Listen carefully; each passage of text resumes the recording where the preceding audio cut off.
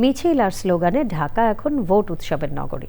অলিগলি চষে বেড়াচ্ছেন প্রার্থীরা, দিচ্ছেন নানান প্রতিশ্রুতি। তবে ভোটারদের প্রত্যাশা, ভোটের পরও নাগরিকদের কথা শুনতে আসবেন নেতারা। ঢাকাকে বাসযোগ্য নগরী হিসেবে গড়ে তুলতে প্রতিশ্রুতির বাস্তবায়ন চান তারা। লুৎফুর রহমান সোহাগ জানাচ্ছেন।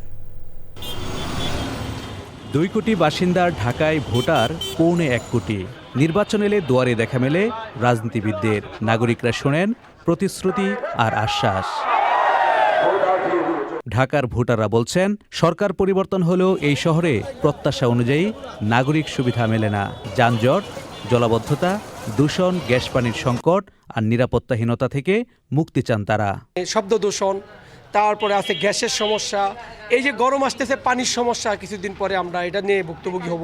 সন্ত্রাস দমন, মাদক উচ্ছেদ, এগুলো আমরা এলাকাবাসী আশা করি। মেশিন চালিত রিক্সা, এদের জন্য হাঁটা যায় না।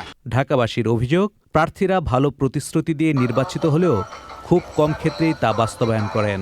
দিনের বেলা দেখা যায় যে তালা ভেঙে নিয়ে যায়, দিনে, রাতে তো দূরের কথা, নিরাপত্তা দরকার। সন্ধ্যার পরে মেয়েরা বের হইতে পারেন। সে নির্বাচনের আগে এমপিরা এসে বলে ভোট দিবেন, তারপরে ভোটের পরে ওদের বাসায় যাওয়া তো দূরের কথা, ওদের মানে কাছেই, ধারে কাছে যাওয়া যায় না।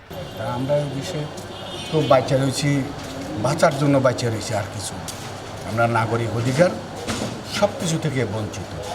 আপনার জামাতে ইসলাম বলেন, বিএনপি বলেন, আওয়ামী লীগ বলেন, আমরা এই পর্যন্ত যা দেখে আছি একই বস্তু। প্রার্থীরা বলছেন, যোগ্য ব্যক্তিরা সংসদে গেলে পরিবর্তন সম্ভব। লুৎফুর রহমান সোহাগ, চ্যানেল আই, ঢাকা।